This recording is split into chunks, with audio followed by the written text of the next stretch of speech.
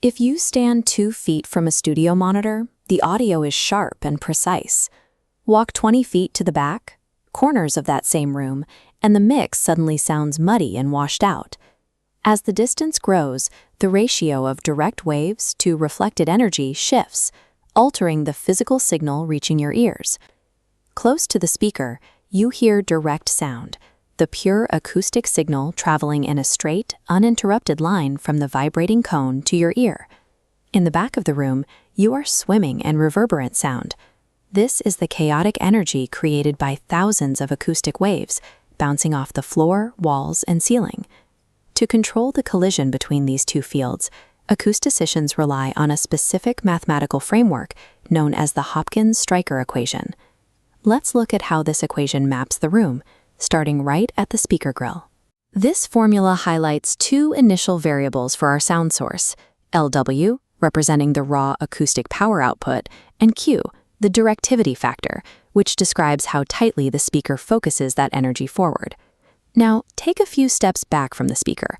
We are increasing the variable R, the distance from the source. This chart plots the direct energy fraction. As distance R grows along the bottom axis, the direct sound energy plunges.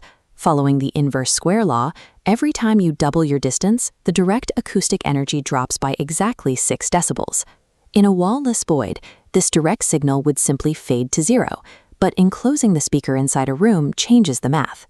The equation adds a reverberant energy fraction for the room, introducing total surface area and average absorption.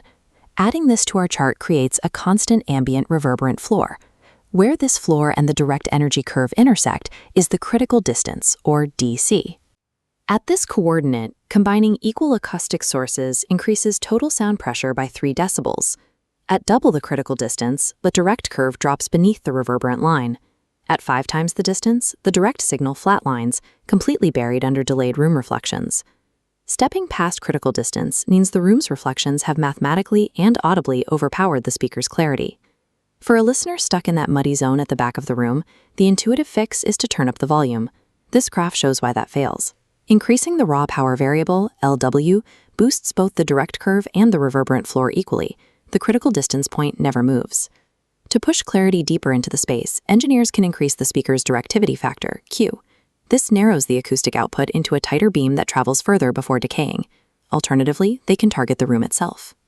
Installing heavy absorption panels lowers the reverberant floor, which physically forces the intersection point further away from the speaker. By manipulating these variables, designers can tune a Dolby Atmos mixing suite or a symphonic concert hall to maintain intelligibility across hundreds of seats.